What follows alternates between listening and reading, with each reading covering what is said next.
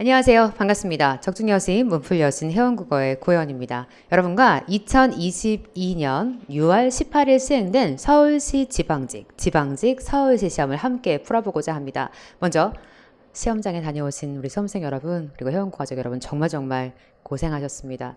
이번 국어는 제가 수업에서 누차 말씀드렸던 대로 지방직의 국어가, 서울시 국어가 국가시보다 어려울 것이다. 그리고 실제 시험장에서 맞닥뜨렸을 때 반드시 마지막 19번, 20번 문제가 관건일 것이다. 그리고 우리 이 지방직 7급 문제에서 추론의 냄새를 풍기던 문제가 있었거든요. 그래서 이 서울시 지방직 9급 역시 추론의 냄새를 풍기지만 그러나 우리가 공부한 내용을 벗어나지 않는 유형이 반드시 있을 것이다 라고 예언해 드렸는데, 이런 예언들이 다 들어맞아서 살짝 반갑기도 했는데, 다만 시험장에서 이렇게 난도 있는 문제를 만난 여러분의 마음은 굉장히 긴장되고 또 푸시는 내내 아마 이렇게 마음을 졸이면서 푸시지 않았을까 하는 생각이 듭니다. 여러분과 함께 2022년 서울시 지방직 서울시 어떻게 출제되었고 또 시험장에서 이렇게 풀었으면 참 좋았겠다의 이야기를 지금부터 한번 나눠볼까 합니다. 물론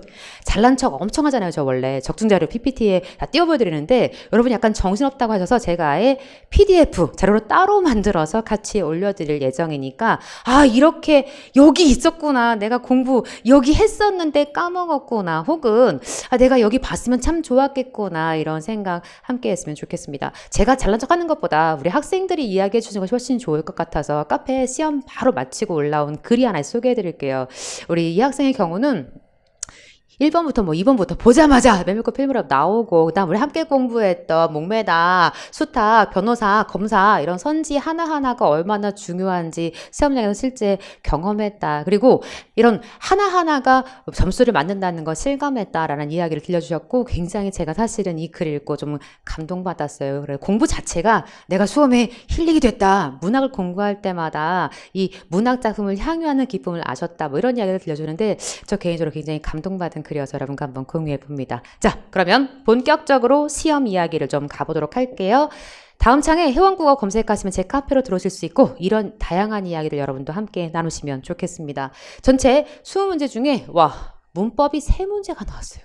그러니까 굉장히 낮아지게 비율을 줄여서 낸 시험이라고 우리가 볼 수가 있고, 근데 또 어휘가 3문제, 특별히 한자어와 관련해서 한자 어휘가 2문제 등장했고, 그다음 한자 성어 문제가 1문제가 나왔죠. 그래서 한자가 3문제, 거의 한자와 문법이 비슷한 반열. 더불어 문학이 4문제. 그리고 나머지는 다 비문학. 그러니까 여러분 시험장에서 뭐가 제일 중요했을까요? 시간이죠. 우리가 모의고사 풀 때 6페이지까지 연습했었어. 이 정도 연습해야 실제 시험장에서 4페이지 문제 정도는 충분히 풀 수 있기 때문에 연습했던 것의 효과를 여러분이 아마 극대화해서 이번 시험장에서 맛보지 않으셨을까 하는 생각이 들고, 그 기량을 다 발휘하셨으면 하는 개인적인 소망 가득합니다. 그럼 1번부터 가보죠. 자, 얼마나 감사했는지 모르겠어요. 저는 개인적으로 선택지를 마치 모아놓은 것 같아. 거의 10초 문제였죠, 여러분. 어느 절로 가장 적절한 것을 골라라. 자, 누구를 높이고 싶구나. 회장님. 근데 뭐가 끼어들었어? 말씀. 회장님 여기 계시다 할 때는 계시다를 쓸 거예요. 근데 말씀이 끼어들었으니까 뭐라고 바꾼다? 있으시다. 무슨 높임? 확실하고. 주어를 높이고 싶은 주체 높임 확실한데 직접이다, 간접이다. 간접. 그래서 주체를 높이는 방법, 직접과 간접 묻고 있는 내용이고, 신우이에게 고모. 이 호칭은 누가 써야 해요? 내 아이가. 그러니까 여자가 지금 자기 신우이한테 고모라고 부를 수 있다, 없다? 없다. 그럼 여자가 손 위 신우이면 뭐라고 불러야 해요? 형님이라고 불러줘야겠지. 만약 손 아래 신우이면 뭐라고 부를까? 이를 악물고 불러줘야 시작. 아가씨, 아기씨 이렇게 불러줄 수 있겠지. 우리가 명백하게 했던 내용 그대로 이런 걸 그죠? 정말 점수를 내주면 아니 됩니다, 여러분. 둘 중 하나가 적절한 거구나. 처음 뵙겠습니다. 박혜정입니다. 라고 자신을 소개하고 있는 내용과 다른 사람에게 자기 아내를 가리키면서 부인입니다. 부인은 언제 쓰는 말? 타인의 아내를 높이는 말. 내 아내가 아닙니다. 야, 이런 슬픈 소개가 있어요, 여러분. 그렇죠? 바꿔주세요. 제 아내입니다. 안사람입니다. 집사람입니다. 제 처입니다. 이런 말 쓸 수가 있겠지. 제 아내입니다. 제 안사람입니다. 제 집사람입니다. 제 처입니다. 이런 거 가능하지만 부인입니다. 타인을 높이고 있는, 타인의 안위를 높이는 그래서 말이니까 네가 에러구나. 10초짜리죠. 몇 번 정답? 3번 정답. 너를 찍었어야 해요. 2번 보자마자 찍어야죠. 너 뭐?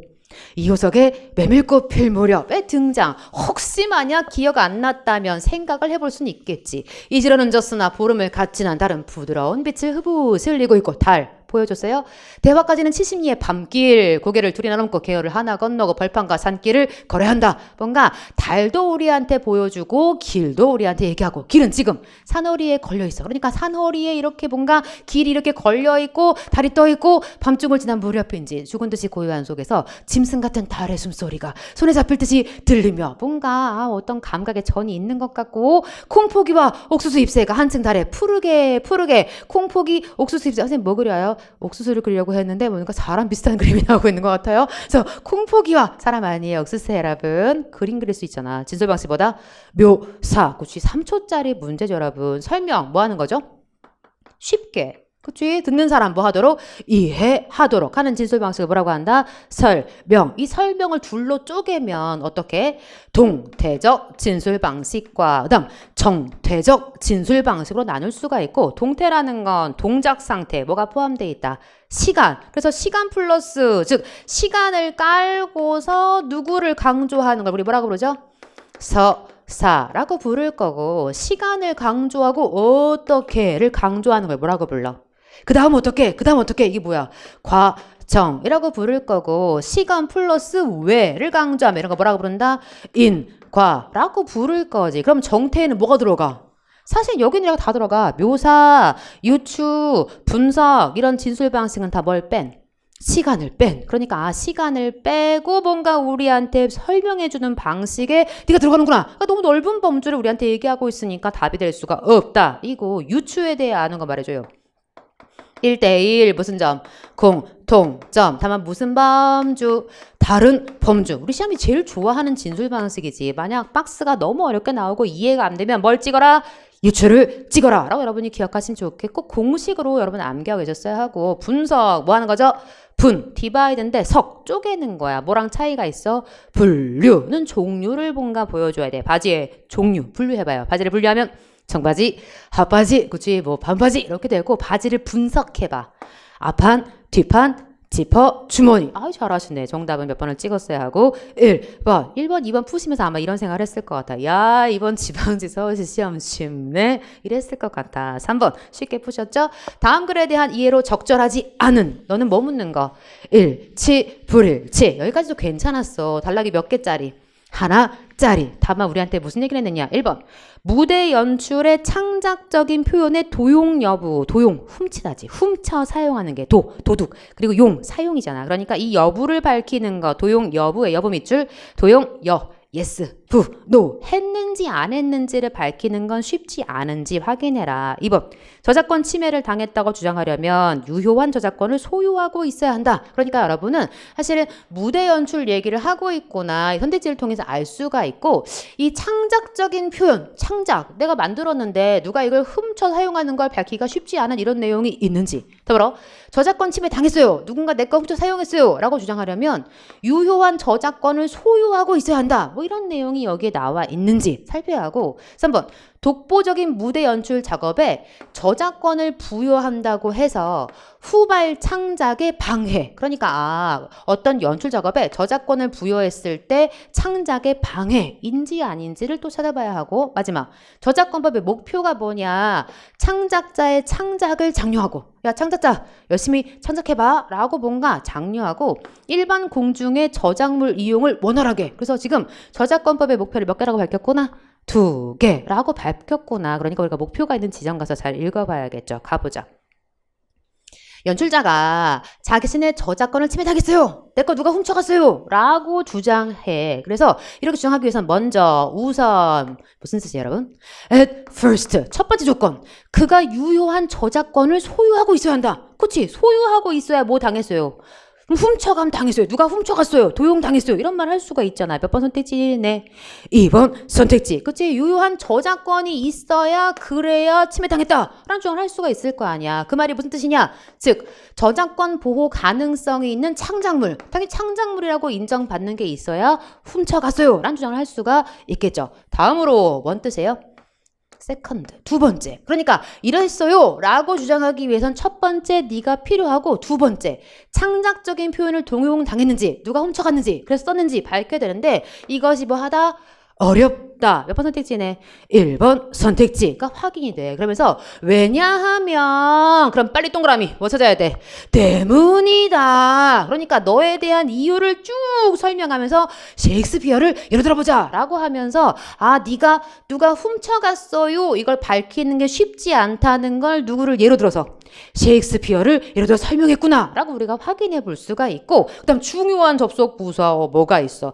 따라서 즉 네가 누가 이 창작적인 표현을 도용했는지 이걸 밝혀야 되는데 이게 너무 쉽지가 않아. 왜냐하면 야 그 유명한 셰익스피어에서도 이 그의 명작 중에 선대에 있었던 작품에 의거하지 않고 탄생한 작품이 있는가? 그러니까 뭔가 과거랑 관련 있는 게 당연히 있을 수밖에 없고 대부분의 연출자는 선행 예술가로부터 영향을 받아 창작에 임하는 게 너무도 당연하고 너무나 자연스러워. 당연히 우리는 앞서 한 사람으로부터 뭔가 영향을 받아서 뭔가를 만들어내는 게 너무나 당연하다. 그러니까 뭐가 뭐하다?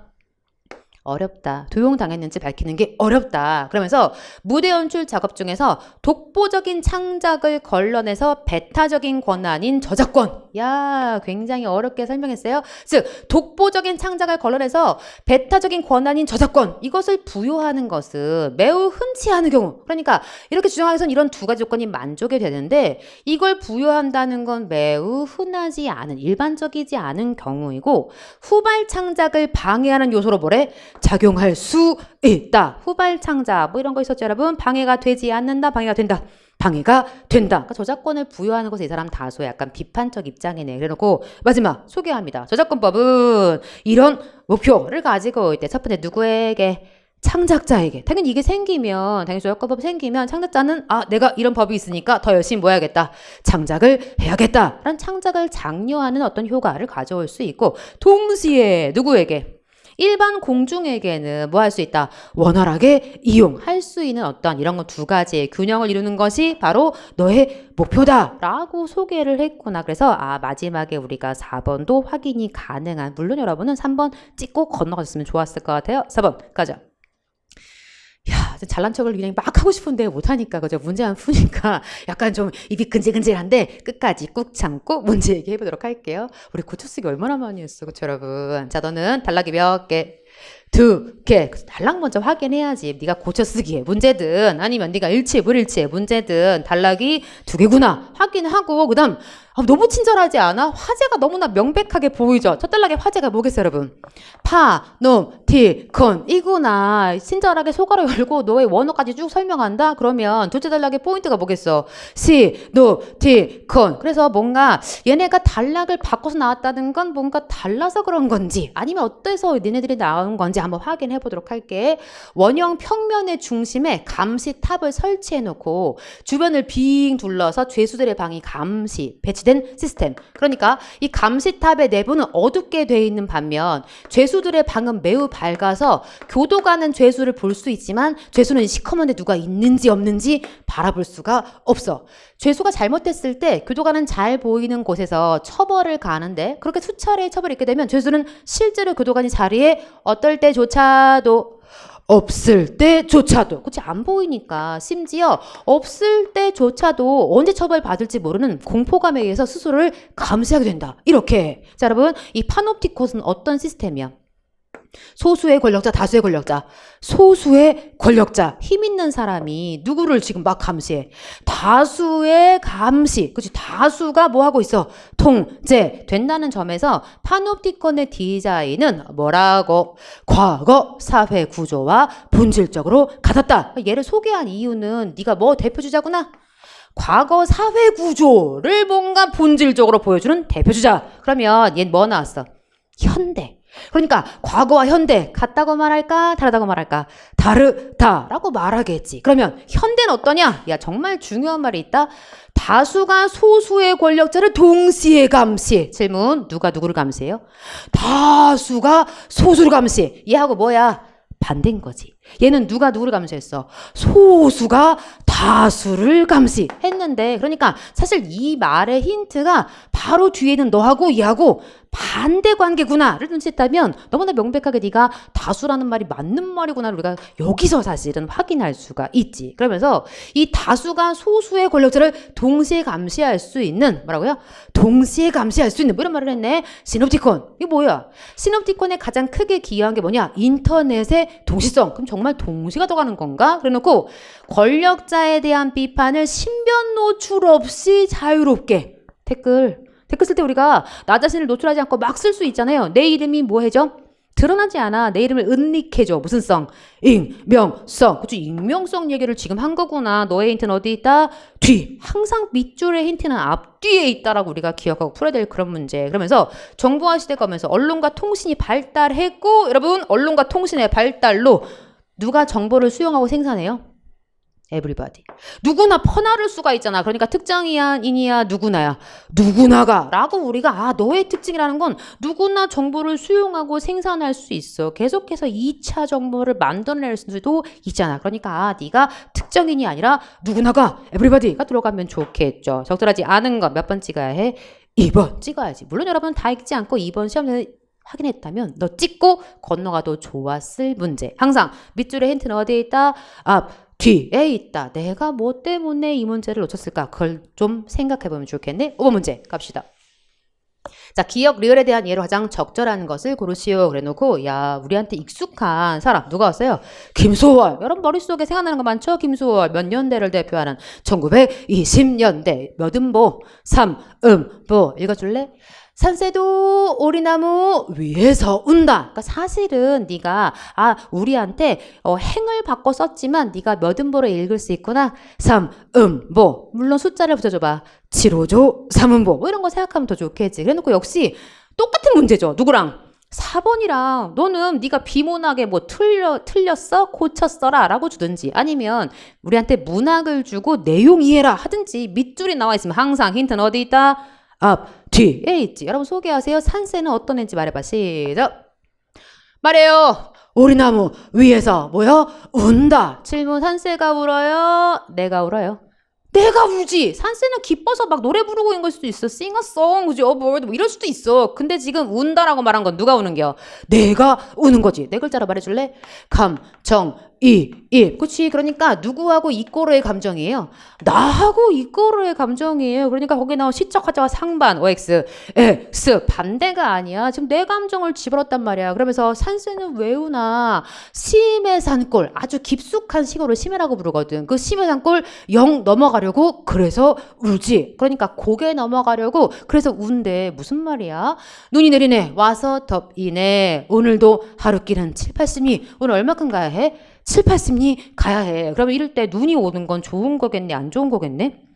내가 지금 길을 가더니 눈이 와요. 이 눈은 동그라미 할까? 세모 할까? 세모. 그러니까 뭔가 어려움, 장애물이 있구나 라고 하면서 돌아서서 60리는 가기도 했어.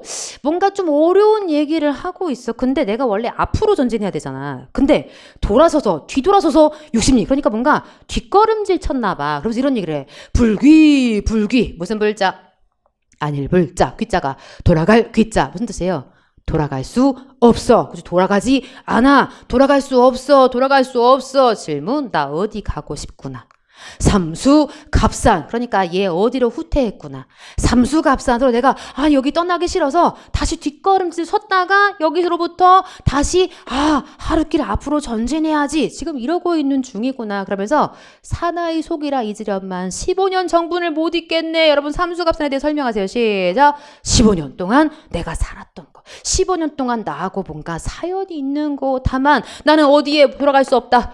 삼수갑산에 돌아갈 수 없구나. 그러니까 얘가 얘였구나라고 우리가 이제 앞으로 연결해 볼 수가 있는 거지. 그러면서 산에는 오는 눈, 들에는 녹는 눈. 눈은 다 동그라미에 세모에. 세모지. 길 떠나는 사람에겐 반가운 눈이 아닐 거예요. 그러면서 산새도 오리나무 위에서 온다. 이거 어디서 본 거 같지 않아? 위에서 봤잖아. 이런 거 뭐라 그래 여러분? 수미 상관, 수미 쌍응. 주제가 뭐야? 산새가 운다. 실제로 누가 울어? 내가 울지. 왜 울어? 말해줘요. 시작. 불기 삼수갑산의 불기에서 그래서 마지막에 정리해줘. 삼수갑산 가는 길은 정말 중요한 말. 고개의 길. 너는 동그라미 할까? 세모 할까? 세모. 돌아갈 수 없다고. 그러니까 삼수갑산 다시 갈 수 없어. 사실은 불귀라는 말을 고개의 길이라고 해서 뭔가 장애와 같은 거 내가 갈 수 없는 곳이란 말을 지금 대신하고 있는 거구나. 그러니까 사실 자, 여러분 소개하시죠. 리을번 마지막 위에서 운다. 아까 분노다. OX. S 바꿔줘. 슬픔이지. 운다잖아. 그러니까 어떻게 시적 화자의 분노겠어. 그러니까 운다. 슬픔의 정서를 대변한다. 그럼 답이 됐겠죠. 답으로 디귿. 시적 화자 이국. 나 다른 나라에 가고 싶어요. 지향했다. OX. S. 우리는 정답이 몇 번인지 확실하게 알아. 2번. 김소월의 가는 길이란 얘랑 내용 비슷한 시를 우리가 공부했잖아. 시는요. 똑같은 내용 주면 정말 땡큐지만 요즘 최근 들어서 계속해서 우리가 아는 익숙한 시가 아니라 낯선 시를 줄 거란 말이야. 그러나 시험이 묻는 내용은 거의 대동소이한 내용을 지금 우리한테 묻고 있다는 거지. 앞장에 틀릴 문제가 없었어. 실수하지 않았기를 간절히 바라는 마음. 6번 문제. 거의 얘는요 진짜 정말 너무 당황했어. 제가 우리 푼 문제랑 선택지도 똑같이 나와가지고 너무 당황했어요. 물론 내용이 너무 어려운 문제는 아니어서 여러분이 아마 시험장에서 비문화로 읽어도 충분히 푸셨을 그 문제 누가 썼군요? 황석영의 산포 가는 길. 70년대를 배경으로 산포라는 고향을 향해서 정씨가 자신의 고향을 가는데 중간에 누구랑 만나? 여기 등장하는 영달, 백화와 만나게 되죠. 근데 영달이랑 지금 뭔가 길을 떠나는 중에 만난 백화와 썸씽이 있었거든. 그 얘기를 들려주고 있죠. 첫째 줄 같이 가시지. 내 보기엔 좋은 여자 같군. 누가 한 말이게? 정씨가 한 말이야. 그러니까 정씨는 지금 뭐래? 같이 가시지. 영달이한테 백화랑 같이 떠날 것을 뭐하고 있구나. 권유하고 있구나. 알 수가 있어요. 그랬더니 지금 그런 것 같아요. 라는 누구의 말일까? 영달이의 말. 또 아루 인연이 닿아서 말뚝박고 살게 될지 이런데 아주 뜨내기 신세를 청산해야지 물결. 원래 영달이는 무슨 신세구나. 뜨내기 신세. 그러니까 백화랑 살면서 정착해봐 라고 정씨가 이야기를 하자 영달이 시무룩해져서 역사 밖을 멍하니 내다봅니다. 기분 좋은 것 같아? 별로야? 별로야. 시무룩해져서. 그런데 백화는 물결 뭔가 수군수군대고 있는 두 사내를 불안한 듯이 지켜보고 있어. 즉 사실은 백화는 누가 맘에 있구나. 영달이가 맘에 있는데 영달이가 무슨 결정할지 몰라서 지금 뭔가 되게 불안해하는 그런 모습을 보여주고 있는 것 같아요. 명백하게 2번 확인이 되고요. 영달이가 말을 하죠. 물결 뭐래? 어디 능력이 있어야죠. 즉 백화를 뭔가 먹여 살릴 능력이 없는 것 같아서 같이 가겠다. 같이 못 가겠다. 같이 못 가겠다. 그러니까 거기 몇 번 나가리가 확실해. 3번 나가리. 즉 백화를 신뢰할 수 없기 때문에 같이 떠나지 않았군. 명백하고 사실 이 지문을 우리가 마루달투로 읽어서 거의 뭐 10초 안으로 푸셨어야 하는 문제라고 생각을 해요. 자, 읽어볼게요. 산포에 같이 가실라고? 자, 밑줄 산포. 어디 같이 가재? 너 백화랑 안 갈 거면 나의 고향인 산포에 같이 갈래? 라고 정씨가 묻죠. 그랬더니 어쨌든 그러면서 영달이가 뒤집어서 거기도 500원짜리 두 장을 꺼내면서 저희 잘 보냅시다. 그러면서 그 500원짜리 두 장을 가지고 뭘 사왔네?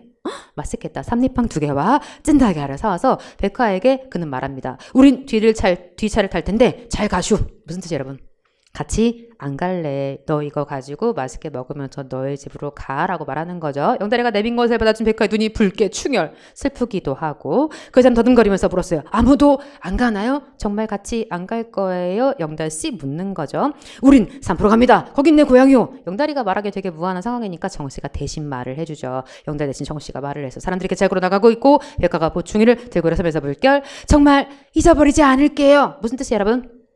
땡큐 고마워요 라는 뜻을 이렇게 말한 거지. 그러면서 백화는 개찰구로 가다가 다시 돌아왔는데 돌아온 백화는 눈이 전체 웃고 있었어. 물결 내 이름은 백화가 아니에요. 본명은요 이점리예요. 사실 이 백화가 술집 작부하다가 이 두 사람이랑 이렇게 인연을 맺게 되거든요. 그런데 다시 와서 이점리예요 라고 말하는 것은 이유 첫 번째 뭐해요?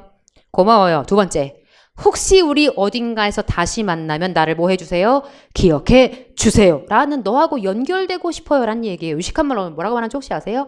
연대감. 내가 너하고 묶이고 싶어. 왜 나쁜 사람이랑 엮이고 싶지 않다고 하잖아. 그 엮이다, 묶이다 라는 말을 유식한 말로 국어에서 뭐라고 표현하는구나. 연대감. 이름을 내줬다는 건 이 다음에 혹시 백화가 아닌 이점례 라는 이름으로 내가 살 텐데 이 점례가 나오면 나를 기억해줘요. 뭐 이런 뜻이에요. 그러니까 답은 사실 이 4번이 가장 중요한 선택지와 동시에 네가 장면에서 정말 중요한 대목인데 우리한테는 답을 몇 번 찍게 했어요. 3번 적절하지 않은 너를 고르게. 70년대는 사실 여기 만난 세 사람은 다 하층민에 속하는 사람이거든. 술집 작부고 불황민 영달이고 똠내기고 그리고 이 정씨라는 사람은 고향은 가지고 있지만 뭔가 큰 집도 갔다 오고 사연도 있는 그런 사람. 그런데 고향을 이제 이 사람들이 뭔가 함께 가는 과정에서 이 정씨는 자기가 마음속에 프라이드를 가지고 있던 그 고향마저 결국은 상실하게 됐다는 걸 확인하게 되거든요. 왜? 70년대 고향은 다 뭐해? 개발하잖아. 그래서 찾던 그 고향이 개발지가 되어서 이제 내가 찾던 원형의 공간은 없구나. 뭐 이런 걸 보여주고 있는 70년대. 다만 하층민도 불구하고 세 사람은 연대감으로 뭔가 묶이고 있었다. 뭐 이런 걸 살짝 보여주고 있는 장면이기도 합니다. 7번. 틀리면 안 되죠, 여러분. 우리한테 뭐 아닌 뭐라고 줬어? 가 아니면 나다. 가를 읽어야지. 과거에는 밑줄 자? 과거가 나와. 그래서 그럴싸하죠. 왜? 과거, 만약 현재, 미래가 있다면 과거가 첫 번째가 될 가능성이 있잖아. 그런데 고통만을 안겨주었던 지정학적 조건이 이제는, 그래서 이제도 나와. 밑줄 한번. 희망의 조건이 되고 있습니다. 이제 한반도는 사람과 물자가 모여드는 동북아 물류와 금융 비즈니스의 중심지가 될 것입니다. 물결, 우리가 주도해서 평화와 번영의 동북아시대를 열어나가야 합니다. 제일 중요한 말은 열어나가야 합니다. 뭐뭐 해야 합니다. 무슨 명제? 정책 명제. 주장이잖아. 그러니까 이 정책 명제는 이야기의 처음에 올 수도 있고 마지막에 올 수도 있지. 근데 네가 이야기의 처음인가? 라고 우리가 살짝 의심스러운 눈길을 좀 보낼 만도 해. 왜? 뭔가 약간 이제, 지금, 뭐 이렇게 과거, 이제 뭔가 정리하는 느낌이 다소 있어서요. 나 한번 읽어볼게요. 100년 전, 몇 줄짝? 뭐네? 과거가 확실하지. 100년 전 우리는 순환과 비극의 역사를 겪었습니다. 해양으로 나가라는 세력과 대륙으로 진출하는 세력이 한반도를 가운데놓고 배상을 벌였습니다. 마침내 우리는 물결 국권을 상실하는 아픔. 동그라미 한번. 근데 확 꼬리를 물어주네. 어디? 찾아요. 시작. 그 아픔. 그치. 우리는 보는 순간 완전 땡큐 했어야 해. 외치면서 누가 확실하게 엮인다. 나라가 확실하게 꼬리잡기가 되거든. 근데 나라가 붙어있는 애가 선택지에 몇 번밖에 없어. 4번밖에 없어. 그럼 결론 내려봐. 나라 한 다음에 마지막에 뭐 했구나. 뭐뭐 해야 합니다. 라고 주장한 게 확실하구나. 가가 그래서 맨 뒤에 있구나. 왜? 가가 처음이 될 수도 있거든. 근데 나라가 확실하게 꼬리 잡히고 가가 마지막이야. 답은 몇 번이 확실하다. 4번이 확실하다. 핵심은 시간을 너무 많이 투자하지 않고 정확하게 답을 찍어냈었어야 하는 문제야. 8번 갈게요, 여러분. 이런 문제 나오면 뭐라 그랬죠? A와 B를 먼저 구별해야 해. 여러분은 A의 동그라미를 하든가 B의 동그라미를 하든가 일단 A와 B를 분리해야 해. 왜? 헷갈리니까. 그러니까 A, B를 분리해서 저는 먼저 A의 동그라미를 해놨어. 이대로 놔두고 여러분과 선택지를 확인할게요. 뭐라고 하냐? A가, 자 1번이 A는이라고 했는데 A가의 뜻이죠. A가 B에게 내용 요약 방식을 제안하고 있다. A가 말합니다. 예은씨, 오늘 회의 내용을 팀원들에게 공유해 주면 좋겠네요. 공유하다 몇 줄자? 공유해 주세요. 라고 하죠. 그랬더니 A가 또 말합니다. 고개를 끄덕이며 맞습니다. 다음 A가 예은씨, 그런데 개조식으로 회의 내용을 요약하는 방식에는 문제가 있지 않을까요? 1번 OX S. 왜요? 내용 요약 방식을 이렇게 해주세요가 아니라 개조식으로 요약하는 건 문제가 있는 것 같아요 라고 문제 제기하고 있는 거잖아. 그러니까 A가 요약 방식을 제안했다. 거짓말이야. 동시에 4번 A는 개조식 요약 방식, 방금 읽은 개조식이란 말이 있었죠? 개조식 요약 방식이 회의 내용을 과도하게 생략하여 이해에 어려움을 줄 수 있다라고 명시했다. OX S. 우리가 읽은 A에 그런 내용이 없어. 어디 있냐? 바로 B에. 핵심 포인트 뭐야?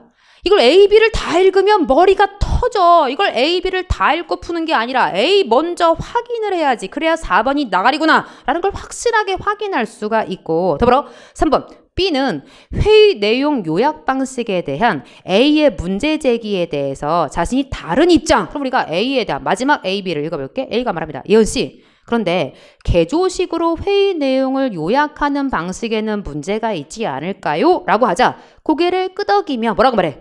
그렇겠네요. 그러면 문제가 있다는 거 인정, 불인정? 인정. 그러면 다른 입장이야? 같은 입장이야? 같은 입장. 3번이 확실하게 나가리야. 그럼 여러분 소개하세요. A와 B가 대화 중에 공감의 표지를 드러내며 상대방의 말을 듣고 있는, 자, 공감의 표지 찾아봐. 시작. 맞습니다. 제가 왜 그랬죠? 공감 뭐가 있다고요? 그랬구나. 그랬군요. 이런 게 공감이란 말이야. 근데 맞습니다가 명백하게 A에 있어요. 그럼 B에 써봐. 시작. 그렇겠네요. 그랬군요. 명백하지. 이런 거 틀리면 정말 열받지. 몇 번 정답이에요, 여러분? 2번 정답. 그치. 그럼 9번 문제 가자. 다음 글에 대한 이해로 적절하지 않은. 그러니까 너무나 땡큐인 게 지문이 완전 다 다 한 단락짜리야. 그래서 여러분이 일치불일치 문제지만 충분히 왔다 갔다 하시면서 얼마든지 확인할 수 있죠. 자, 1번 같은 경우는 정말 땡큐지. 왜? 19세가 나오잖아. 그 바로 가야지. AC에 있는 학교의 만 19세 미만 재학생은 청소년 의회 교실에 참여할 수 있는 대상이다. 찾아봐, 읽어봐. 시작. 19세 위로 읽어봐. 시작. 여기에 참여할 수 있는 대상은 A시에 있는 학교에 재학 중인 뭐라고요? 만 19세 미만의 청소년이다. 명백하잖아. 우리가 1번은 확 지우고 삼지연다로 풀 수 있는 가능성이 생겼지. 더불어 A시의 시의회 의장 동그라미 한번. 우리가 이 낱말을 확인할 수 있을 것 같아. 청소년 의회 교실의 민주시민 소양과 관련된 교육 내용 결정할 수 있다. 매출하시고 빨리 찾아. 시의회 의장 어디 있어? 바로 방금 읽었던 19세 미만 밑에 바로 있잖아. 이 조례에 따르면 시의회 의장 매출 한번. 이 시의회 의장은 의회 교실의 참가자 선정 묶어주시고 운영 방안 결정할 수 있는데 이 운영 방안에 대해 다시 설명해. 운영 방안에는 지방자치 및 의회의 기능과 역할 한번 끊고 민주시민의 소양과 자질 또 한번 끊고 등에 관한 뭐요? 물결 교육 내용이 포함된다. 그러니까 방금 우리가 읽고 민주시민 소양 관련된 교육 내용을 결정할 수 있다 없다? 있다. 확실하지. 그래놓고 3번 A시에서 시행된 청소년 의회 교실에서 시의회 의장은 본회의장 시설을 사용할 수 있도록 지원. 자, 시설 지원 보여? 바로 밑에 또 있네. 자, 뭐라고 소개되냐? 또한 시의회 의장은 고유 권한으로 본회의장 시설 사용이 가능하도록 뭐라고? 지원할 수 있다. 명백해. 그럼 마지막 4번이 답인가 봐. 그래서 네가 이런 순서로 진행되었다. 어디 있어? 마지막에 그쵸 보시면 자 이 최근 A씨는 수업시간 스마트폰 사용 제한에 관한 조례안을 주로 본회의장의 첫 번째 의회 교실을 운영했는데 참석 학생들은 1일 시연이 되어서 먼저 뭐 했네 동그라미 의회 선서 동그라미 한번 그 다음 뭐 해? 자유 발언 동그라미 한번 그 다음 뭐해? 조례안 상정 탑 나가리가 보이시죠? 얘네 둘이 뒤바뀌어 있어. 그 다음 뭐 했어? 찬반 토론 동그라미 한번 그 다음 뭐해? 전자 투표 하고 있구나가 명백하지. 그러니까 우리가 사실은 1, 2, 3번 확인하고 4번 찍고 가도 괜찮고 혹시나 확인 사살하고 싶었다면 아 네가 이런 순서인데 여기가 바뀌었구나. 즉 아 네가 먼저 자유 발언하고 조례 상정 한 거구나 라고 확인했다면 더 좋았겠지. 몇 번 찍어야 해? 4번 찍어야지. 10번 틀렸다면 진짜 반성해야지. 제가 늘 강조했죠. 우리는 아는 거에만 손댄다. 모르는 건 손대지 않는다. 여러분 소개하세요. 가난은 어디서 왔어? 한자 간난에서 왔어. 근데 왜 가난이 됐어? 니은이 겹치니까 발음하기가 불편해. 간난 불편하니까 뭐가 됐다? 가난. 무슨 현상? 니은 탈락. 우리가 얼마나 많이 했어. 더불어 어리다. 완전 별표 치면서 했지. 자, 어린 백성 소개하세요. 어떤 뜻이에요? 어리석다에서 무슨 뜻이 됐다? 나이가 어리다. 의미가 뭐 됐어? 이동, 전송 얼마나 많이 했어. 수탉 소개하세요. 네가 왜 수닭이 아니라 수탉이 됐어? 수가 무슨 체언이야? 히읗 종성 체언이야. 그래서 뒤에 우리 외우게 됐잖아. 9개. 뭐?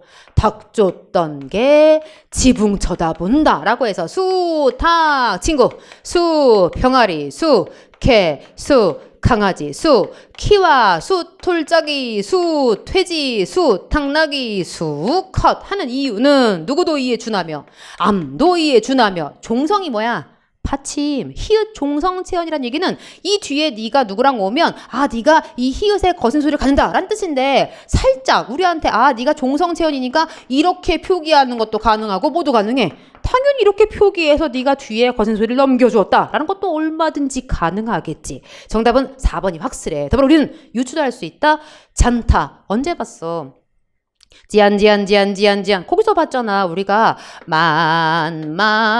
만만하다 공부할 때 만만하지 아니하다 라고 할 때 우리가 하가 있으면 앞에 울림소리 하를 뭐해?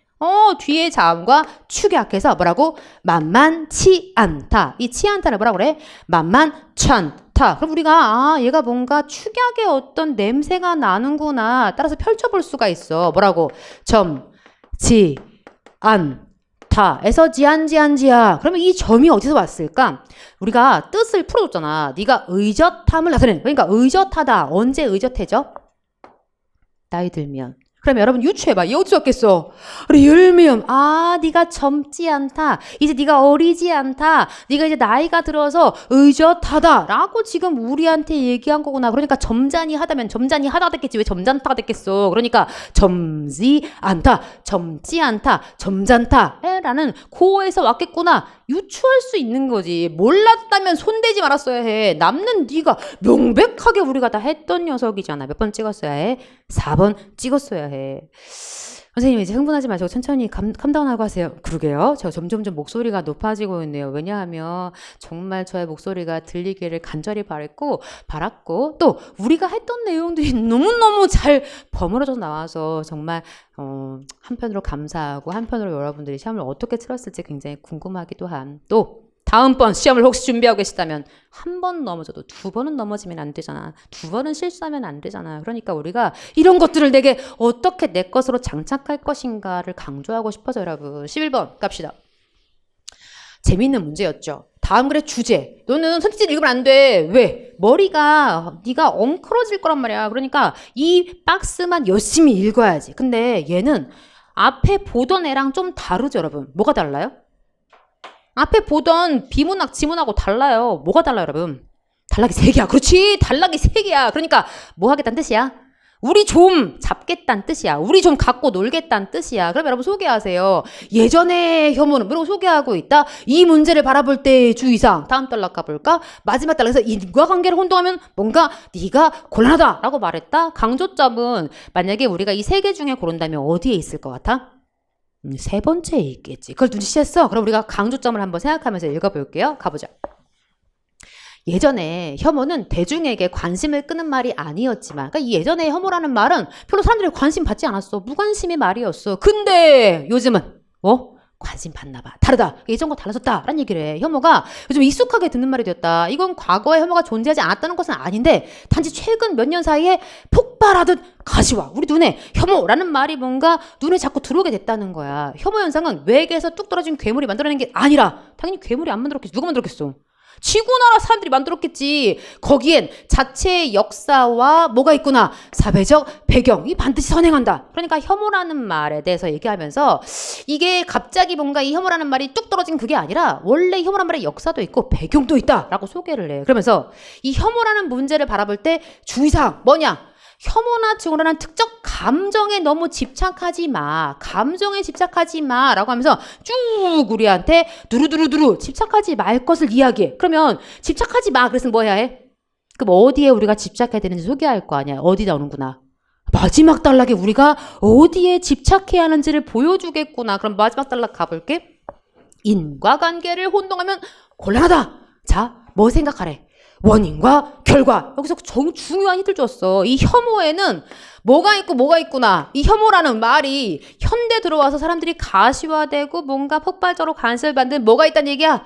원인이 있다. 이 뒤에 친절하게 합니다. 우리가 문제시하고 있는 각종 혐오는 자연 발생적으로 네가 툭 떨어진 게 아니라 사회적으로 형성된 감정이다. 사회 문제의 기원이나 원인이 아니라 발현된 뭐다? 결과다. 그러니까 친절하게 네가 발현된 결과니까 우리한테 너의 뭐를 확인하라는 얘기야. 원인을 한번 생각해봐라. 더 정확히 말하면 혐오는 증상일 뿐이야. 즉 어떤 원인이 있어야 증상이 나타날 거 아니야. 증상을 관찰하는 일은 중요하지만 여기에만 매몰되면 곤란해. 결과에만 매몰되면 곤란해. 무슨 관계를 얘기하면서 원인과 결과를 얘기하면서 결과에만 매몰되지 말래. 우리는 혐오나 증오 그 자체를 사회악으로 지막히 도덕적으로 지탄하는 데서 그치지 말아야 한다. 그럼 더 나아가 하고 싶은 말을 뭐 했구나. 생략했구나. 우리는 너의 뭐를 확인해야 한다. 원인을 확인해야 한다. 그치? 그러니까 1번 혐오 현상에는 인과관계가 존재하지 않는다. 멍멍이죠 여러분. 완전 멍멍이에요. 2번 혐오 현상을 선량한 마음으로 바라봐야 한다. 진짜 멍멍이죠. 중간 단락에 선량하다는 말을 주고서 우리 헷갈리라고 넌 폭탄이에요. 3번 혐오 현상을 만들어내는 뭘 찾아야 돼? 근본, 원인. 얘가 결과니까 네가 원인을 찾아라 라고 마지막 단락에서 명백하게 이걸 시험장 가서 두 번째 단락 막 힘줘서 읽었어? 반성해야지. 우리는 얘가 지금 혐오라는 말을 꺼내서 강조하고 싶은 포인트가 여기 마지막 세 번째 단락에다 박아놓은 거구나. 왜? 아니 두 번째 단락에서 뭐라고 했냐면 여기 특정 감정이 집착해서 안 된다. 그럼 집착해야 될 걸 소개해줘야 될 거 아니야. 마지막 단락에 여기에 집착해라 라는 말을 안 했을 뿐이지 인과관계를 얘기하고 싶다 라고 이 사람 말하고 있는 게 확실하다는 거지. 혐오라는 감정에 집중할수록 사회 문제가 잘 보인다. 사회 문제가 포인트가 아니란 말이야. 정답 몇 번 찍어야 해요? 3번. 이 문제 진짜 정말 오답이 많았거든요. 정말 속상하고 똑당하고 석상해 죽겠어요. 12번 갈게요. 심환지에 읽어봐. 제목 어렵다. 육각지하 화원소 정염운. 도대체 이런 한시를 읽고 들어간 사람이 몇 명이나 있겠어요. 그러면 여러분 마음속에 생각했어야 돼. 야 이런 시를 읽고 들어온 사람은 고해원밖에 없겠다 라고 생각하고 여러분 뭐 해야 해? 자신 있게 읽어야지. 아, 내가 알고 있는 문학을 읽는 기법에 답이 있을 것이다 라고 생각하고 읽어야지. 이 멋진 초가 정자가 있고 뭐가 있어요? 초가 정자가 여기 있어. 숲을 사이로 오솔길이 다 있네. 살짝 묘사가 나온다. 그러면서 지금 뭐해? 술 한잔하고 시를 읊조리면서 지금 뭔가 굉장히 뭔가 아주 자기 혼자 기분 좋은 상황인가 봐. 온갖 꽃 속에서 높다랗게 앉아있네. 산과 계곡은 언제 봐도 그대로건만 누대는 하나같이 비어있구나. 문학이 좋아하는 기법 아니야. 산과 계곡은 forever 그대로인데 똑같은데 근데 누대에 비어있다. 누가 없다는 뜻이야? 사람이 없다. 즉 자연은 영원한데 자연은 뭐가 없어? 한계가 없어. 너는 무한해. 근데 누구는? 인간은 뭐하구나? 유한하구나. 맨날 시조마다 나오는 좋아하는 특징이잖아. 그러니까 시조에도 자주 있고 네가 지금 한시에도 자주 등장하는 어떤 기법을 소개했구나. 그러면서 붉은 꽃잎 하나라도 흔들지 마라. 그러면서 늙어갈수록 봄바람이 안타깝구나. 무슨 내용인지 우리가 정확히 이해 못했어도 뭐라고 하냐면 이 봄바람이 안타깝대. 그 이유를 말해봐. 시작. 봄바람이 붉은 꽃잎을 흔드니까 아 네가 안타깝다라고 말한 거고 이 봄바람은 그럼 동그라미야 세모야? 세모지. 그치 꽃잎을 흔드는 존재니까 네가 세모라는 건 확실해. 리을 꽃잎을 흔드는 부정적 이미지로 기능하고 있다. 맞아요? 틀려? 맞아요. 디귿 자연에 대비되는 쇠락한 인간사를 암시했다라고 볼 수 있어 없어? 있어. 그러면 1번 아니면 2번을 찍어야지. 1번 기억이 시간적 흐름에 따른 시상전개 OX X 몰라 뭐일 뿐이야. 장소 내가 지금 어디에 있다. 초가 정자에 내가 지금 앉아서 술 한잔하고 있다라는 네가 장소 배경에 대한 설명일 뿐 네가 무슨 시간 뭘 매겼다 뭔 헛소리야. 다만 시적 화자의 초연한테도 높다랗게 앉아있네. 뭐랑 격리되어 있는 건 확실해. 속세와 격리되어서 뭔가 지금 자연에 앉아서 뭔가 지금 술 한잔 하면서 뭔가 시를 읊조리고 있는 건 확실하지. 그러니까 어딘가에 집착하지 않은 의연한 태도를 뭐라고 불러? 조연한 태도라고 부를 거니까 너는 1번이 나가리구나 라고 찍었으면 참 좋았겠지. 13번 미주신 단어 중 사람의 몸을 지시하는 말이 포함되지 않은 것을 고르시오. 얼마나 감사한지 우리 다 했다. 다 했고 심지어 문제 풀 때 뭐도 했어? 각축전. 각축전이 뭐야? 뿔을 서로 잡는. 그치? 각축전을 벌이다. 서로 내가 네 뿔을 잡아낼 거야. 이게 각축전이란 말이야. 그러니까 네가 각축을 벌이다 할 때 각은 뭔 각이요? 뿔, 각. 축은 뭔 축이요? 조출, 축. 각선미할 때 그 각이 아니라고. 다리 각자가 아니라고. 그러면 슬하. 소개하세요. 슬하가 뭐야? 무릎 쓸자에다가 아래 하자. 그러니까 보통 부모님이나 조부모님의 보호, 보살핌을 우리가 슬하라는 말을 써놔. 그러니까 네가 무릎 쓸자였구나. 한자 뭐 그래도 괜찮았다면 네가 무릎이구나를 기억하시는 게 포인트고 수완의 수가 뭐겠어? 여러분 수완이 좋아. 뭘 수완이 좋아? 이 수가 뭐겠어? 손, 수. 완자도 8완자다. 근데 완자까지는 몰랐다 치더라도 여러분이 숫자가 수완이 좋아. 늘 강조하잖아. 손으로 뭔가를 하잖아. 그러니까 이 수가 손수겠구나. 설마 2번은 안 찍었겠지. 그러면 발족. 자, 발족은 뭐겠어? 그치. 발로부터 뭔가를 시작해내는 게 발족이란 말이야. 그러니까 사업단의 시작, 출발이니까 기본 발로부터 피어나다. 필발자의 발족자 쓴다는 거지. 그래서 네가 뿔각자의 조출수는 네가 나가리였구나. 이걸 아는 게 포인트였다는 거지. 우리 너무 땡큐하게 진짜 다 했어요 여러분. 각축전까지 했어요. 틀리면 진짜 반성이 필요하고 만약 시험장 가기 전에 못 봤다면 지금 봐. 지금 보고 외워둬야겠죠. 우리 큰 글자로 같이 볼게요 여러분. 같이 읽어요. 시작. 무릎 쓸 아래 하 슬하. 부모님 슬하에 있어서 그래. 부모님 보호 아래 부모님 슬하니까 내가 4살 때 3살 때 생각해봐. 부모님 무릎보다 작잖아. 그래서 슬하라는 말은 부모님의 보호하심 보살핌의 의미가 있다고 읽어줘. 시작. 수완. 완자는 몰랐어도 네가 수완 뭔 숫자구나. 손수 자구나. 혼자 잘못 읽었구나. 손수 발완, 스완. 또 읽어줘. 시작. 뿔각, 조출축, 각축. 무슨 각자요? 뿔각자. 삼각형, 사각형 할 때 그 뿔각자라고 읽어줘. 시작. 필발, 발족, 발족이 되게 발족식. 뭔가 기본부터 뭔가 피어나겠다라는 뜻으로 우리가 발족식이란 말을 쓰는 거구나. 확인했다면 너무 좋았겠지. 14번 가자. 이런 거 어떻게 풀어요? 2개를 주잖아. 홍계월전. 너무 땡큐지. 문풀 할 때 홍계월전. 제가 얘기했죠. 이 여자한테 남장하고서 편국이가 되었는데 보국이 나와. 정국이가 안 나와서 안타깝지. 그치? 그래서 뭔가 남장 여자 주인공이 어떻게 해서 슬기롭게 어려움을 극복하고 또 자기의 남편을 맞이하게 되고 뭐 이런 얘기 나온단 말이야. 근데 여자로서의 어떤 주인공이 등장해서 그런 영웅적인 모습을 강조한 소설 할 때 우리 했던 문제 풀 때 했던 작품이고 장기전 역시 한글 소설로 다 했던 작품. 이어서 흥분하지 마. 다만 이런 문제 풀 때 어떻게 풀어요? 기억과 니은을 얘기하잖아요. 그러니까 여러분은 기억부터 했어야 해. 기억이 상대에 비해 우월한 지위, 기억이 상대 행동을 비판했는지, 기억이 갈등 상황을 타개했는지, 그때 적극적이었는지, 더불어 기억이 주변으로부터 호의적인 반응을 얻었는지. 다만 우리한테 이거 앞에 홍계월들에서 답 나오게 하면 너무 문제가 쉽잖아. 그러니까 답은 몇 번까지 읽게 했을 것 같아? 나번까지 읽게 해서 나번의 기억, 니은, 디귿을 확인하게 했을 가능성이 되게 높아. 그러니까 저라면 나부터 읽었겠어. 나 한번 가볼게요, 여러분. 작점 이상의 장기전을 주고 우리가 확인할 건 뭐냐면, 자, 니은이 상대에 비해서 우월한 지위를 가지고 있는지, 까투리가 상대 누구겠어?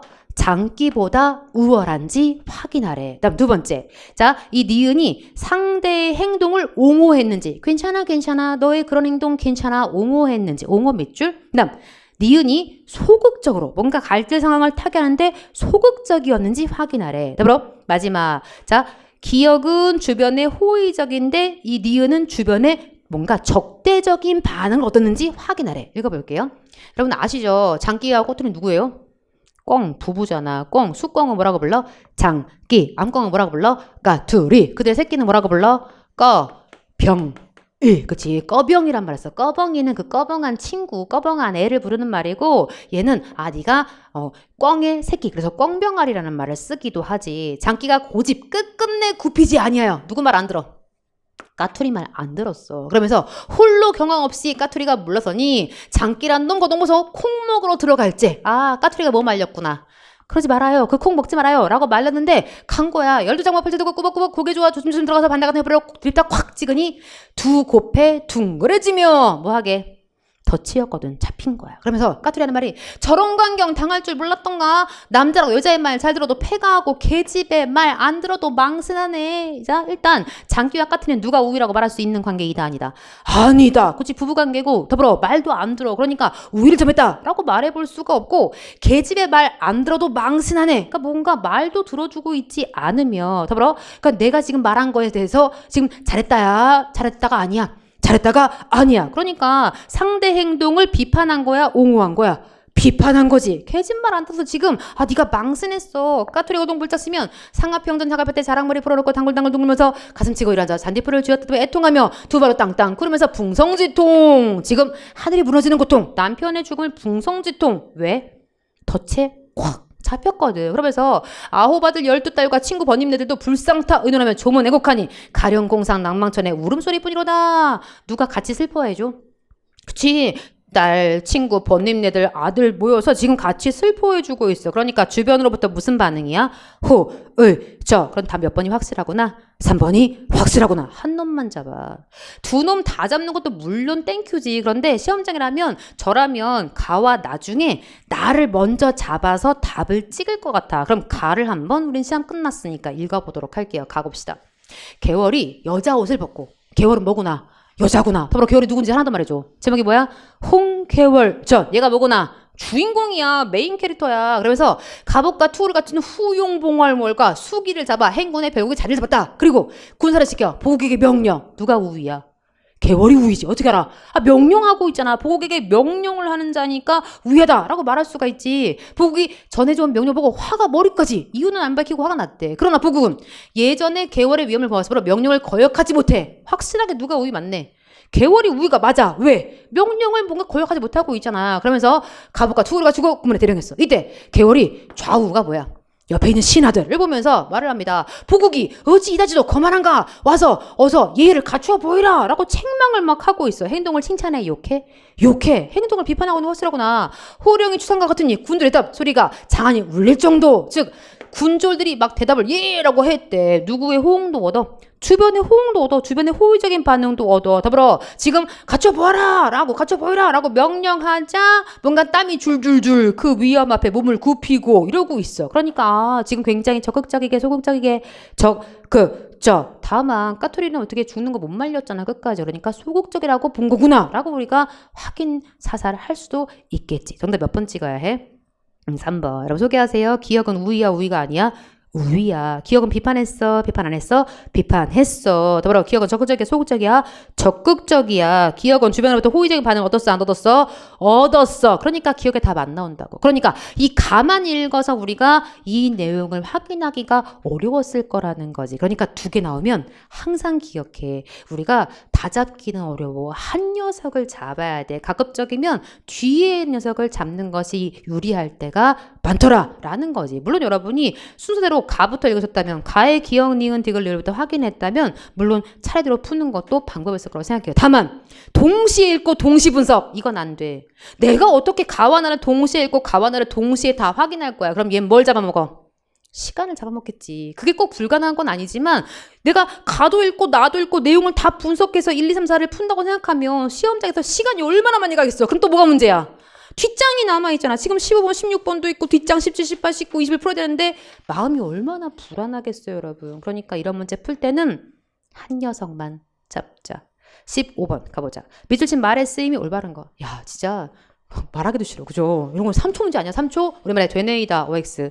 X. 존재하지 않는단 말이야. 뭐라고 써야 해요? 되뇌다. 헤매이다. OX. X. 뭐라고 써야 해요? 헤매다. 이런 친절하게 목이 메이다. OX. X. 그치? 우리가 감정으로 꽉 찰 때 뭐라고 해야 해요? 목이 메다. 라고 써야 해. 그러니까 메이다 쓸 수 없어. 물론 가방을 뭐이 메다.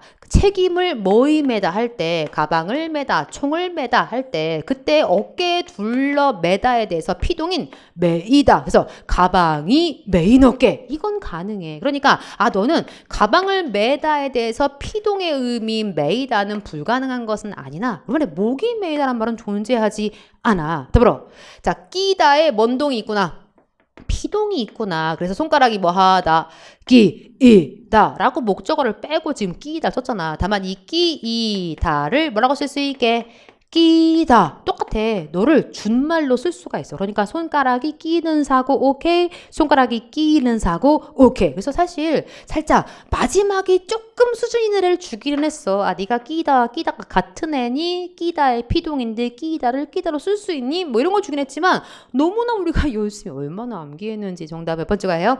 4번 찍어줘야겠죠. 16번까지 땡큐 했어. 여러분이 소방관 알았다면 정말 좋았겠어. 소, 불을 끄잖아. 그러니까 물 필요한 사람이야. 씻을 소, 쓸 소. 네가 와 있고 방 막아야 되잖아. 그러니까 뭔가 물로 끄주시고 또 이 불을 막아주시는 관리. 뭐 알았어. 너무 좋았겠고. 네가 어떤 재료를 가지고 연구하는 학자, 과목을 가지고 연구하는 사람이라는 거 알았다면 정말 좋았을 것 같아. 연구원, 돌 같은 것을 막 갈듯이 연마하면서 궁구하는 사람이라는 걸 알았다면 정말 좋았을 것 같아. 몰랐다 치자 했잖아.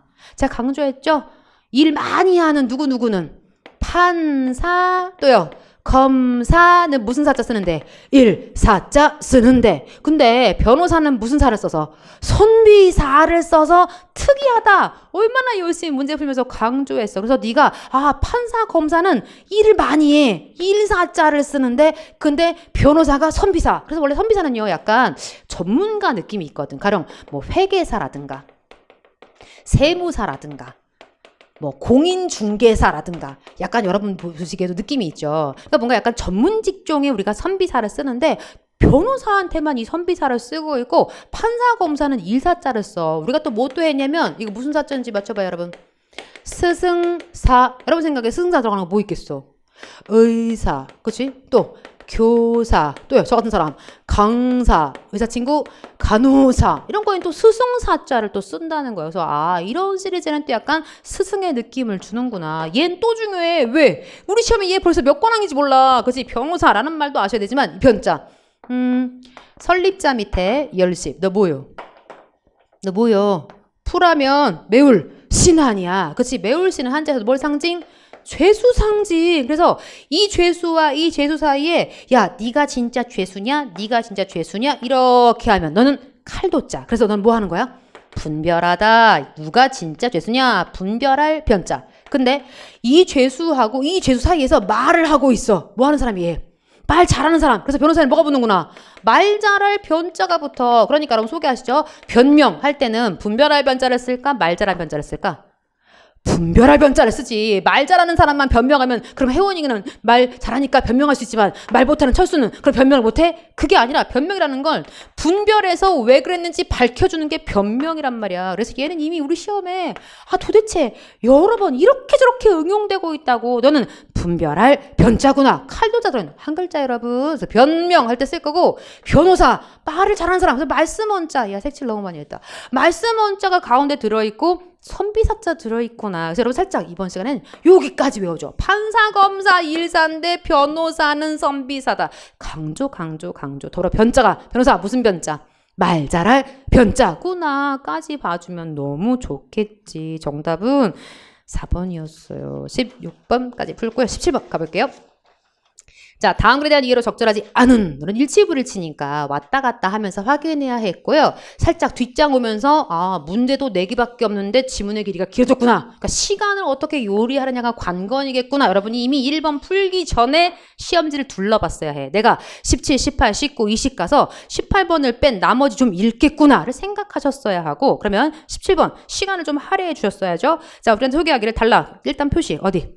르네상스 V 한번 그 다음 속수무책 V 한번 그 다음 이러한 움직임 V 한번 해주시고 단락이 3개구나 확인이 되고요. 1번 전염병의 창궐이 르네상스 발생을 설명하는 다양한 요인 가운데 하나 즉 르네상스의 요인 중에 뭐가 있다? 전염병. 그러니까 르네상스가 시작되게 된 이유 중에 하나가 너가 뭔가 원인인지 확인해라 이런 뜻이고 2번 패스트 아마 이 전염병이 뭐구나 패스트구나 라고 확인할 수가 있고 패스트로 인해서 누구도 죽고 선한 사람, 악한 사람 다 죽어. 그러다 보니 교회가 유지하던 막강한 권위가 약화. 그러니까 교회의 어떤 권위가 약화되었는지 확인해라 라고 말한 거고 3번 예술가들이 인체의 아름다움을 재발견함으로써 항상 유열하랬죠. 누가 먼저고 누가 나중인지 잘 봐야 돼. 그러니까 인체의 아름다움을 재발견해서 그래서 고대의 학문과 언어에 대한 재평가가 이루어지게 되었는지를 확인해라. 다음 4번 르네상스 시기의 해부학은 의사들보다 미술가 이쪽이 여기에 더 관심 많았는지 그러니까 의사보다 미술가가 해부학에 훨씬 더 관심이 많았는지 여러분이 선택지 읽을 때 요리를 잘 해놓고 가서 확인을 하면 되겠지. 가보자. 르네상스가 일어나게 된 요인으로 많은 것들이 거론되어 왔지만 의학사의 관점에서 볼 때 흥미롭고 논리적인 원인은 뭐다? 패스트. 누가 주요 원인 확실하네.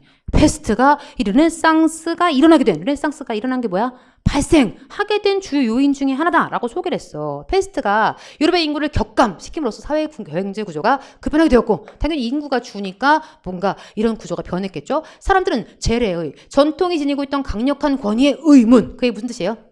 과연 그 얘기는 권위에 뭐 하기 시작한 거야? 도전. 그럼 권위가 강해진 거야? 약해진 거야? 약해진 거지. 그러면서 예컨대 자세하게 우리한테 구체적으로 밝혀줘. 사람들이 이 무시무시한 질병, 패스트를 예측하지 못한 기존의 의학적 전통.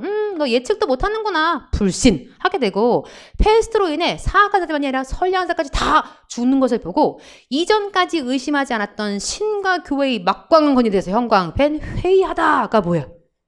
모여서 미팅했어? 아닌 것 같잖아. 뭐죠? 의심을 품다. 그럼 의심을 품었다는 게 뭔 뜻이야? 야, 니네의 권위가 이게 마땅해? 그럼 강해졌다는 얘기야? 약해졌다는 얘기야? 약해졌다. 그 얘기지. 그러니까 우리가 지금 1번 선택지도 확인했고 2번 네가 회의라는 말로 저 약화시켰다는 말 이렇게 뭔가 바꿔치기 한 거구나 라고 확인이 가능하지. 계속 가볼게요. 속수무책으로 당할 수밖에 없었던 죽음에 대한 경험. 그러니까 패스트가 되게 무서웠나 봐. 다 죽었어. 왜 한때 왜 그 코로나 막 창궐 했을 때 패스트란 책이 다시 유행했었는데 혹시 아세요? 그래, 끝까지 얘기해. 그 까메 얘기하지 마. 그래. 사람들을 여러 방향에서 변화시켰대. 사람들은 거리에 시체가 널려있는 광경이 익숙해졌고 인간의 유해에 대한 두려움 또한 점차 옅어졌어. 시체를 너무 많이 봐서 시체가 안 무섭대. 더불어 교회에서 제시한 세계관 및 사회관에 대한 어떤 신뢰가 떨어지고 삶과 죽음 같은 인간의 본질적인 문제에 대해 새롭게 사유하기 시작했고 중세의 지적 전통에 대한 의구심. 야, 이 중세의 지적 전통은 너무나 의심스럽지 않니? 이런 마음이 고대의 학문과 예술, 언어에 대한 재평가. 야, 옛날에 했던 그 학문 다시 평가해봐. 야, 언어 다시 평가해봐. 이거 많이 본 것 같지? 고대의 학문과 예술에 대한 재평가. 자, 고대 학문과 언어에 대한 재평가는 뭐의 결과야? 여러분 말해줘요. 시작. 중세의 지적 전통에 대한 의구심 때문에. 그러니까 3번이 앞 내용이 좀 이상하게 연결되어 있구나를 우리가 여기서 확인을 해볼 수가 있어. 계속 가볼게요, 여러분. 자, 이러한 움직임은 자, 이래놓고 이에 따라 미안 앞에 내용 까먹었다. 가보자. 자, 중세의 지적 전통에 대한 의구심은 고대의 학문과 예술, 언어에 대한 재평가로 이어졌고 이에 따라 신에 대한 무조건적인 찬양, 복종 이런 거 이제 안 해. 이거 대신에 인간에 대한 새로운 관심, 이제 신 관심 없고 인간에 대한 관심, 사유가 해버려졌어. 당연히 인간에 대해 관심 많다 보니까 인간의 어떤 아름다움이 재발견되었고 그래서 뭐 인체를 묘사하는 다양한 화법이 등장하게 되었대. 그럼 3번 다시 볼게. 이 예술가들이 인체의 아름다움을 재발견함으로써 넣어줘. 시작. 인체를 묘사하는 다양한 화법도 등장했다. 그러니까 뒷동네하고 앞동네가 좀 따놀고 있구나. 3번이 확실하구나 라고 확인사살을 할 수가 있고 인체에 대한 관심은 보이는 부분뿐만 아니라 보이지 않는 부분에 대한 관심. 그러니까 어디 나와야 돼? 해부 나오겠지. 기존의 의학적 전통을 여전히 신봉하던 의사들. 자, 이 의사들은 기존의 의학적 전통을 신봉했어. 그래서 해부학이라는 것이 불필요해 라고 생각했던 반면 당시의 미술가들은 야, 이 뭔가 우리는 내면에 관심 있지 않니? 그러면서 그럼 더 들어간 내면, 인체의 내부 구조, 해부학에도 골몰. 누가 훨씬 관심 많았구나. 미술가가 훨씬 관심 많았다라는 몇 번이 확인되는구나. 4번이 확인되는구나. 몇 번 찍어야 해? 3번을 찍었어야지. 자, 18번은 1초 문제죠. 1초 문제. 선생님 이게 뭐 1초예요? 우리가 얼마나 있어? 1번 읽어봐. 시작. 교언 영세. 뭐야? 아첨. 공교하게 꾸민 말과 꾸민 얼굴빛. 아첨. 아부잖아. 읽어. 시작. 촌철 살. 그치? 촌철 3.3cm의 철이 사람을 죽일 수 있어. 즉 한마디의 말이 사람을 감동시킬 수도 있고 사람을 아프게 할 수도 있다 라는 뜻이잖아. 그러면 읽어줘. 시작. 언행일치. 말하는 거와 너의 언어와 너의 행위가 너의 액션이 일치하게 해라. 뭐 이런 얘기고 정말 어려운 일이죠. 다음 4번 읽어줘. 시작. 가, 담, 항, 설. 거리에 떠도는 이야기. 뭐요? 뜬소문 아니야. 그러면 툭 던지는 한마디가 예리한 비수가 돼요. 그러니까 확 찔렀네. 그 얘기지. 몇 번 정답? 2번 정답. 읽었냐 못 읽었냐의 문제지. 그치? 읽었냐 못 읽었냐의 문제예요. 읽어줘요. 시작. 교언 영세. 포인트가 아부 아첨. 3번 읽어줘. 시작. 언행일치. 2번 읽어줘. 촌철살인. 포인트가 뭐야? 인간의 한마디의 말이 너의 한 번의 댓글이 누군가를 엄청 감동시킬 수도 있고 누군가를 엄청 아프게 하고 죽일 수도 있대. 읽어줘요. 시작. 가, 담, 항, 설. 거리의 이야기. 포인트가 뭐예요? 뜬소문이 포인트라는 거지. 그러면 대망의 19번과 20번을 풀어볼게요. 여러분. 19번과 20번은 왜 대망이란 말을 썼냐? 추론이란 말이 붙어서 상당히 난도가 있는 것처럼 우리를 속였으나 자, 너는 정말 땡큐한 19번이었어. 왠지 알아요, 여러분? 왠지 알아요? 자, 읽어볼게요, 여러분. 써달라 읽어볼게. 너무 땡큐했지. 뭐 달락 나누고 자시구가 없어. 봐요. 논리 실증주의자들에 따르면 만약 어떤 것이 과학일 경우 거기에 사용되는 문장은 유의미하다. 그들은 유의미한 문장의 기준으로 소위 검증 원리라고 불리는 것을 제안했는데 검증 원리란 경험을 통해 참이나 거짓을 검증할 수 있는 문장은 유의미하고 그렇지 않은 문장은 유의미하지 않다는 것이다. 그래서 뭐 해? 다음 두 문장을 예로 생각해보자. 블라블라블라블라블라. 그래서 뭐 한 거야? 얘에 대한 상수를 쭉 했어. 그럼 정말 하고 싶은 말은 어디 있어? 여기서 게임 끝났어. 선택지도 사실은 여기서 게임 끝났어. 선생님 그 무슨 말이에요? 봐요 여러분. 논리 실증주의자가 주장한 게 뭐냐면 만약 어떤 것이 과학이야. 세상에 수많은 게 있잖아. 근데 어떤 것이 과학일 경우 과학이 있다면 여기서 사용되는 문장은 이 문장들은 유의미하다. 네가 의미가 있다. 뭐 그림을 그리면 있다 이거. 이걸 마냥 추론이니까 좀 공부했어. P면 Q이다로 공부했어. 그럼 P면 Q이다로 풀어볼게. 자, 어떤 것이 과학이라면 거기에 사용되는 문장은 유의미하다. 어떤 것이 과학이라면 P면 그러면 네가 문장은 유의미하다. 뭐 이런 말을 했어. 글씨를 정말 못 써서 미안. 그래놓고 그 유의미한 문장의 기준, 이 유의미하다는 것의 기준으로 뭘 내세웠냐? 검증 원리라는 걸 내세웠대. 그 검증 원리의 포인트는 뭐냐면 경험을 통해서 참인지 거짓인지. 그러니까 참이냐 거짓이냐. 그러니까 꼭 참이어도 괜찮고 거짓도 괜찮고 다만 검증을 할 수 있으면 유의미하다. 그러니까 경험을 통해서 뭔가 네가 참거짓을 알 수가 있다면 그렇다면 너는 유의미하다 라고 뭔가 원리를 제시했다는 거야. 그러면 여기까지만 보고 한번 선택지를 확인해 볼게. 가보자. 논리실증주의에 따르면 무의미한 문장을 사용하는 것은 과학이 아니다. 여러분 얘가 P거든요. 얘가 Q야. P면 Q이다가 참이면 너의 이것만 참이다? 뭐? 대우라고 배웠어? 수업 시간에 들은 적이 있지? 대우가 뭔지 말해줘. 시작. not Q이면 not P다. 그치? 그럼 너 뒤집어봐. 시작. 문장이 유의미하지 않아. 그걸 뭐라 그래? 무의미한 문장을 사용하면 뭐가 아니야? 과학이 아니다. 너는 뭐 하고 있어?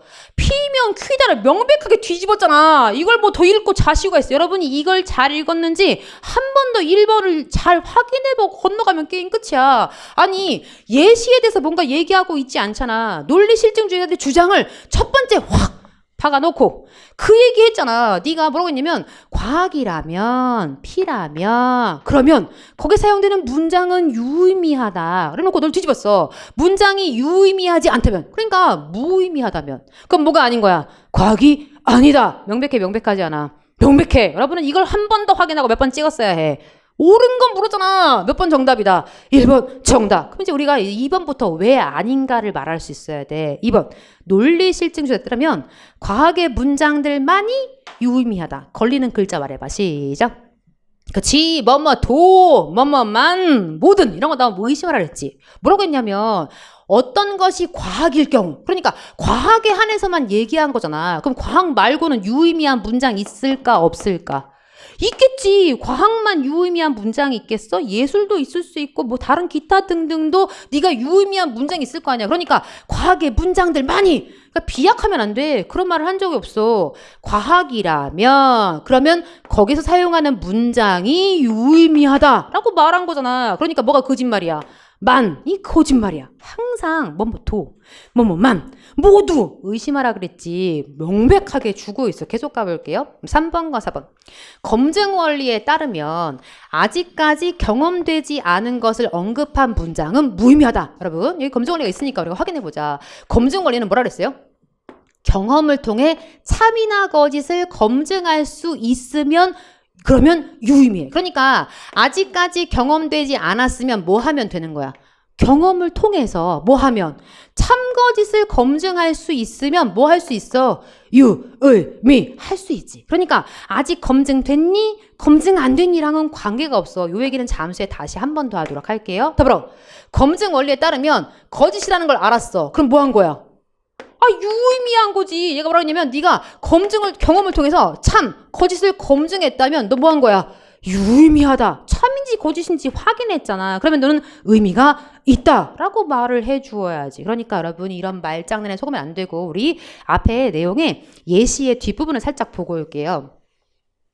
자, 앞에 한번 예시 한번 가볼까? 무슨 내용 나오냐면 이 가라는 문장을 소개하면서 비록 현실적으로 이 가라는 문장은 다른 쪽 표면에 산이 있는지 이걸 비용을 가지고 많은 비용을 가지고 우리가 할 수는 있다. 즉 경험을 통해 진위를 밝힐 수가 있다. 그러니까 논리실증주의자들이 뭐라고 말했냐면 가능 검증이 가능하고 유의미하다. 이게 무슨 뜻이냐? 아직까진 경험했어? 경험 안 했어?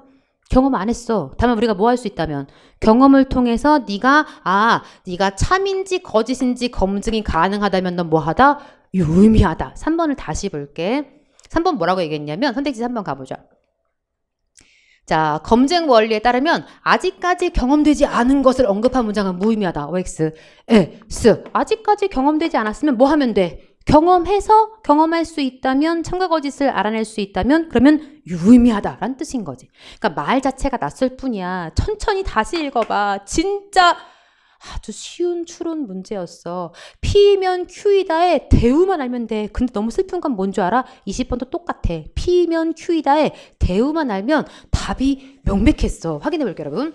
살짝 수준이 있었죠? 제가 여러분한테 욕 많이 먹은 문제 유형이잖아요. 선생님 이렇게 기억, 니은, 기억, 디귿, 니은, 디귿, 기억, 니은, 디귿 이렇게 막 다 골라라 이런 거 너무 어려워요 라고 저한테 많이 항의하셨던 문장 유형이잖아요. 나왔네. 그러니까 우리 시험에 이런 유형이 얼마든지 등장이 가능하다는 거지. 그래서 우리한테 세 가지를 확인하래. 자, 보기에서 모두 골라라 라고 소개를 했어. 기억.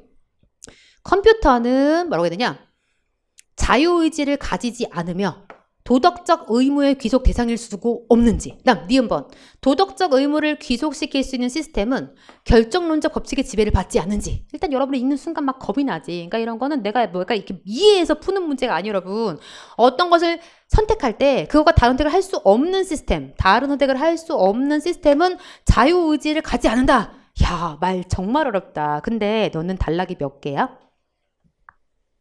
여러분, 단락이 몇 개예요? 2개. 근데 얘는 단락이 2개인데 첫 번째 단락이 중요해 보여? 두 번째 단락이 중요해 보여? 두 번째 단락이 중요해 보이지. 왠지 말해봐. 우리한테 지금 자꾸 묻고 있잖아. 그럼 답을 한 거야, 안 한 거야, 위에서? 안 한 거지. 그럼 어디서 답을 한 거야? 여기서 답한 거야. 그러니까 여기에 답이 있겠지. 그러니까 저 아마 보기도 여기에 뭔가 위대한 보물이 숨어있을 가능성이 매우 높아 보인다라는 생각을 먼저 했어야 돼. 왜? 친절하게 강조하잖아. 컴퓨터에는 자유의지가 있을까? 마지막으로도 컴퓨터는 누르르르 시스템이라는 것인데 그러면 자유의지가 있을까? 답 안 했잖아. 그럼 답 어디서 해? 여기서 했겠지. 그러니까 네가 이 단락이 굉장히 중요하겠구나라는 생각을 하고 이 문제를 풀었어야 해. 그럼 살짝 먼저 읽어볼게요, 여러분. 컴퓨터는 자유의지가 있을까? 나가 컴퓨터에 도덕적 의무를 귀속시킬 수 있을까? 그러니까 무슨 얘기냐면 야, 컴퓨터가 자기 마음대로 할 수 있냐? 야, 컴퓨터가 도덕적이다. 너 도덕적 의무를 행해라. 뭐 이런 걸 시킬 수 있을까? 컴퓨터는 이렇게 구성되어 있고 두루두루두루에 따라서 그 다음 넘어가고 마찬가지고 이런 과정이 계속 이어진다. 컴퓨터의 과정을 얘기해. 전혀 내용 선택지 보기랑 관련이 없잖아. 그러니까 빨리 읽었어. 그래놓고 즉 정리해. 이게 무슨 얘기냐? 한마디로 컴퓨터는 결정론적 법칙의 지배를 받는 시스템이다. 정말 중요한 얘기를 했어. 컴퓨터가 결정론적 법칙의 지배를 받는 시스템이래. 여러분은 사실 밑줄 하면 되는데 저는 지금 PPT니까 여기 옆에 한번 써보는 중이에요. 그래 놓고 결정론적 법칙의 지배를 받는 시스템의 중요한 특징은 주어진 조건에 따라 결과가 하나로 고정된다라는 점이다. 이게 무슨 말이야? 결과가 하나로 고정된다. 뭔 뜻이니? 다시 말해 이러한 시스템에는 항상 하나의 선택지, 그러니까 선택지가 하나밖에 없대. 그게 무슨 말이야? 결정론적 지배를 받는다라는 것은 자유의지 X. 그러니까 얘가 이미 결정론적 지배를 받는다라는 얘기는 뭐가 없다? 자유의지가 없다. 이 두 개가 양립할 수 없다라는 뜻이래. 그러니까 이미 여기에 대한 답을 했어. 자유의지 있다 없다? 없다. NO! 라고 말해준 거야. 그래 놓고 자, 우리한테 정말 중요한 얘기 여기에 몰려 있었지. 어떤 선택을 할 때 그것과 다른 선택을 할 수 있다는 것은 자유의지의 필요 조건이다. 이야, 진짜 고등학교 때 생각나지 않아, 여러분? 필요 충분 조건이 나왔어. 자, 다른 선택을 할 수 있다는 것은 자유의지가 있다 라는 뜻이야. 아니면 자유의지가 있으면 다른 선택을 할 수 있다 라는 뜻이야. 이게 필요 조건이란 말을 해서 어려운 말이 있었죠. 살짝 여러분 잘 생각해봐봐. 내가 딴 거 선택할 수 있어. 이게 자유의지가 있다라는 뜻이야. 아니면 자유의지가 있으면 딴 걸 선택할 수가 있어? 후자지. 그치? 자유의지가 있으면 우리는 다른 선택을 할 수가 있어.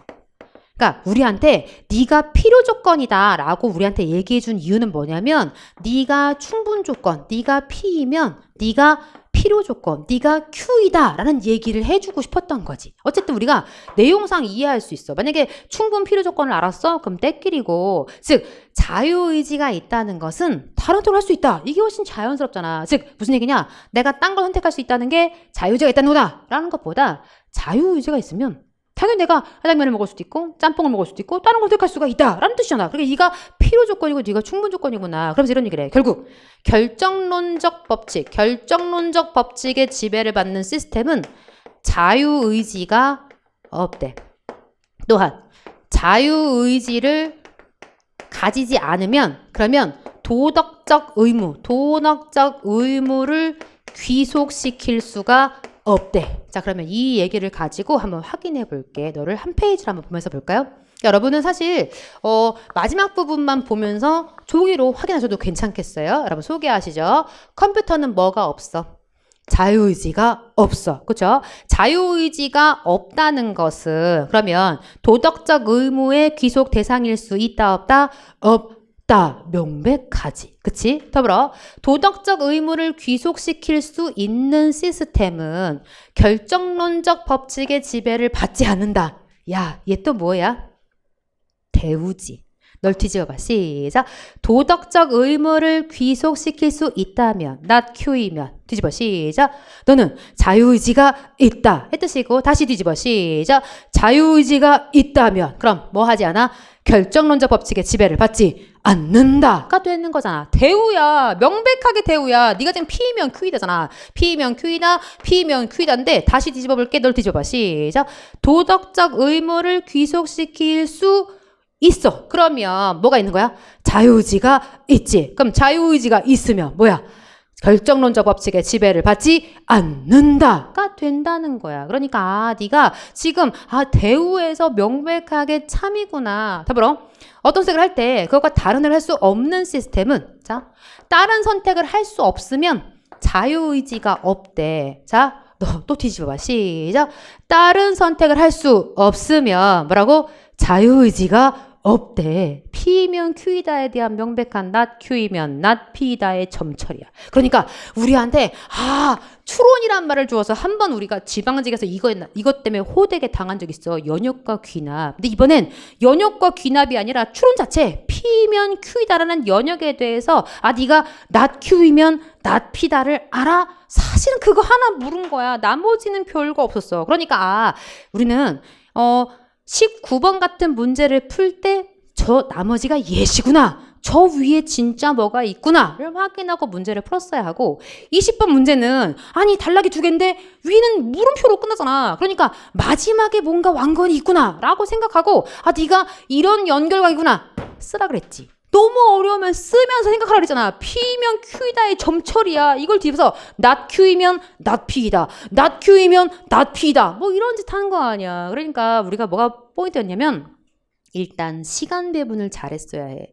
시험지가 4장인데 마지막 17, 18, 19, 20번에 지문이 좀 길고 추론 문제가 와 있구나를 생각을 했어야지. 먼저 문제를 확인하라 했잖아요. 추론 있으니까 확인해서 내가 앞에서 조금 속도를 내어 풀고 뒤에 좀 천천히 풀든가 아니면 내가 다른 과목 풀고 와서 마지막에 여유 있는 시간을 가지고 너를 천천히 읽든가. 왜? 제일 나쁜 게 뭔지 알아?